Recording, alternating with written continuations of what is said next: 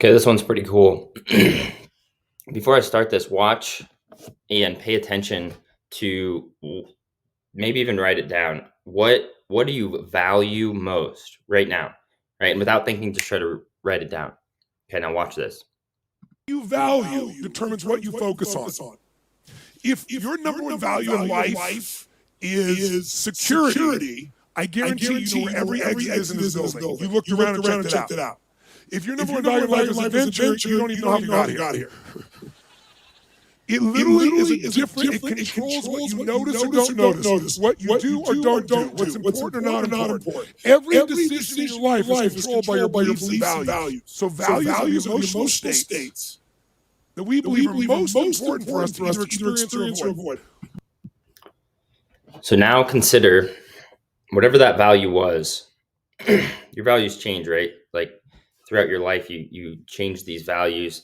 You might have kids, and all of a sudden, it's more about giving back, or maybe you start a business, and then it's more about contribution to your community, or et cetera. Right? They always kind of change. But consider you only have so many values that you jump from, right? And those values were programmed into you from the ages of 0 to 7, right? In order to effectively change those, you have to basically beat them out of you over and over and over and over and over and over and over at a super high frequency. So you see all these, think of like affirmations, right? You put them on your wall. I am wealthy.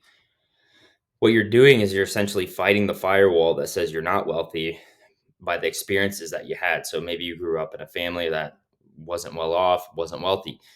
And so every time that you say, I am wealthy, it's going in and then it says, whoop. Nope. Do you remember that experience when you didn't have money? And so you have to fight that, right? And then it's like, oh, okay, I got to say it again. I am wealthy. And you try to get past it. And so you keep trying to do this spaced repetition of trying to get it over the hump of over that firewall. And typically, even when you get it over that firewall, it's not sustainable. It's not lasting. It's just there for a short term. And then as soon as you stop the energy and the affirmations on it, it fades. So what you have to really look at is how do you get over the firewall and then effectively concrete it into the foundation that you created when you're in that first 7 years of your life.